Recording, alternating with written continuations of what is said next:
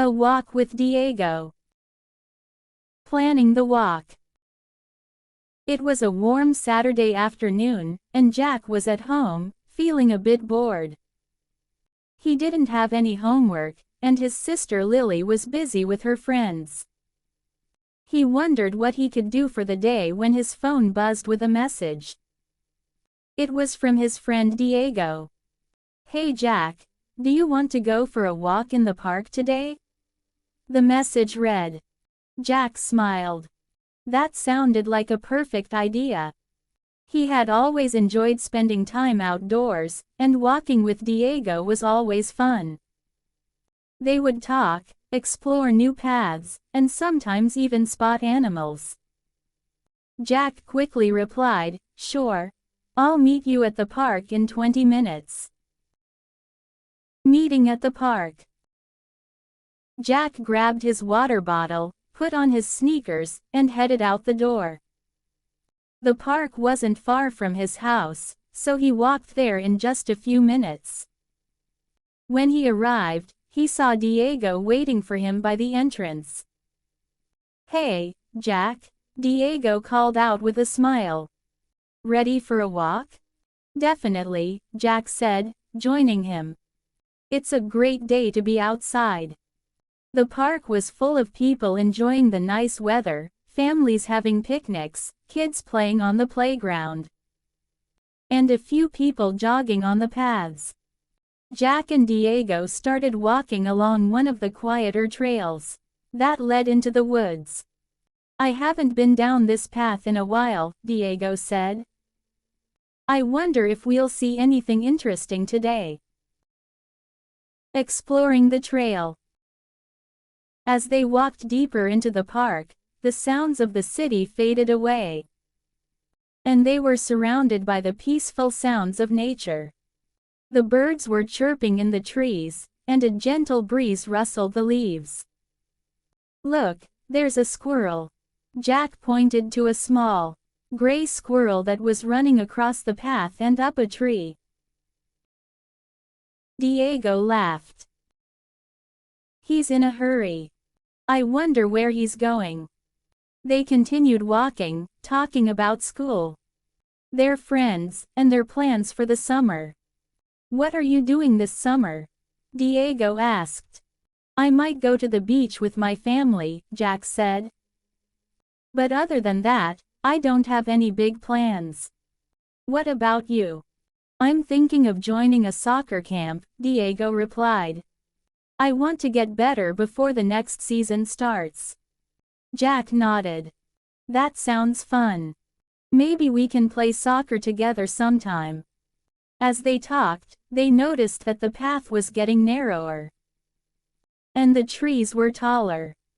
It felt like they were deep in the forest now. Discovering a hidden pond.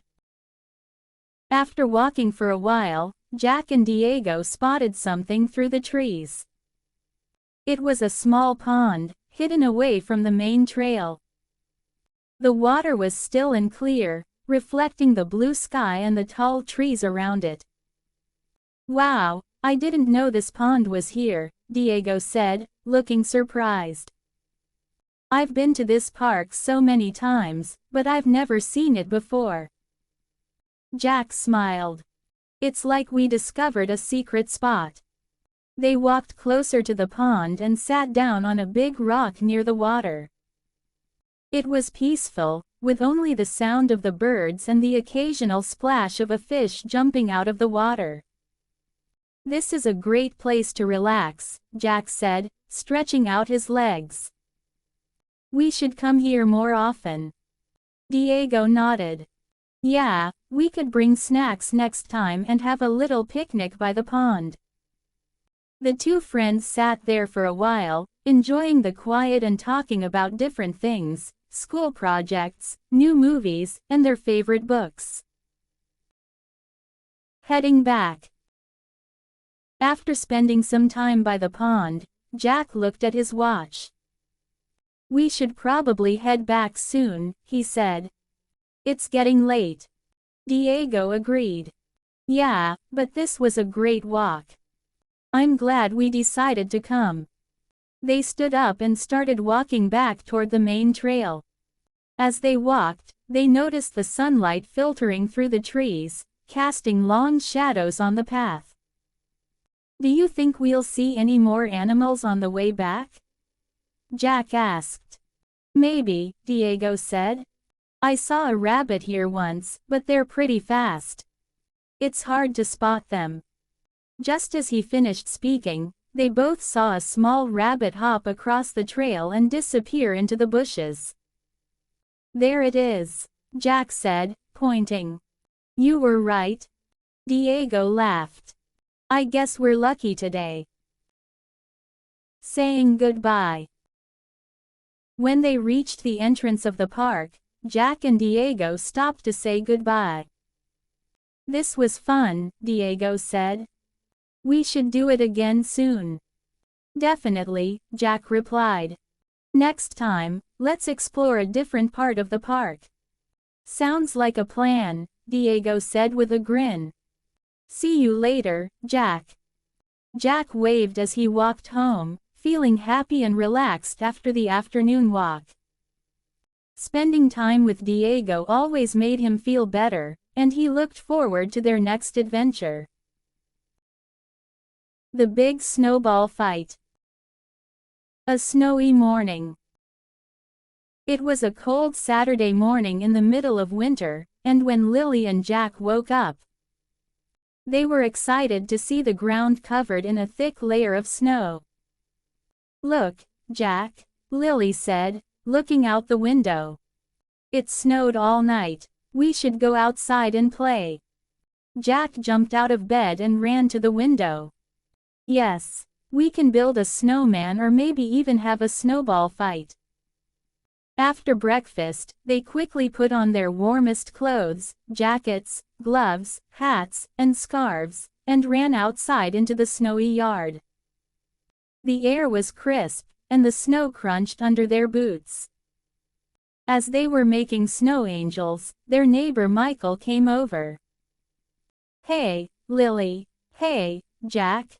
Do you want to have a snowball fight? My sister Sarah and I are ready. Lily grinned. That sounds like fun. Let's do it.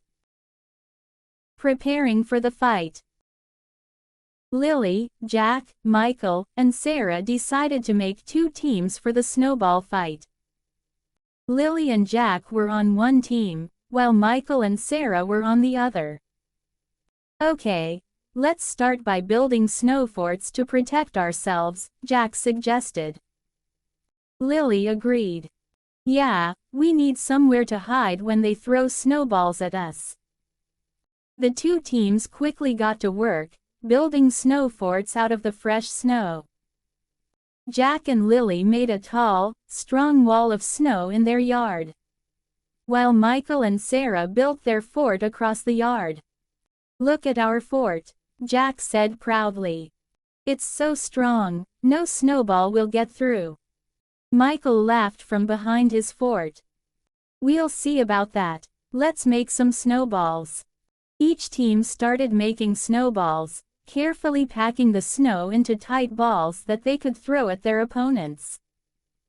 Get ready, Lily said, holding a snowball in her hand. This is going to be the best snowball fight ever.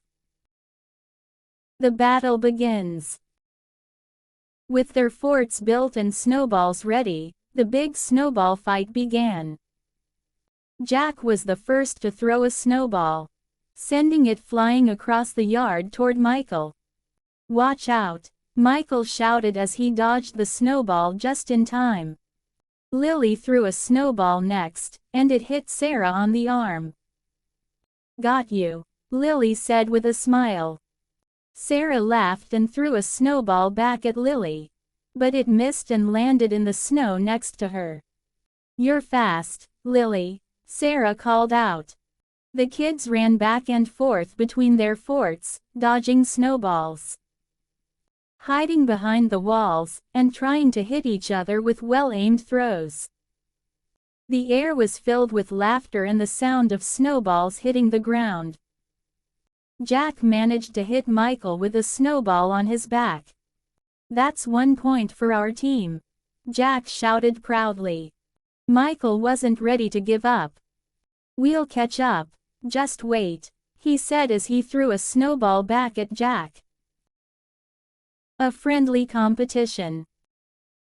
As the snowball fight continued, the two teams got more competitive. Jack and Lily worked together, using teamwork to defend their fort and throw snowballs at Michael and Sarah. "Quick, throw another snowball while they're hiding," Jack said to Lily.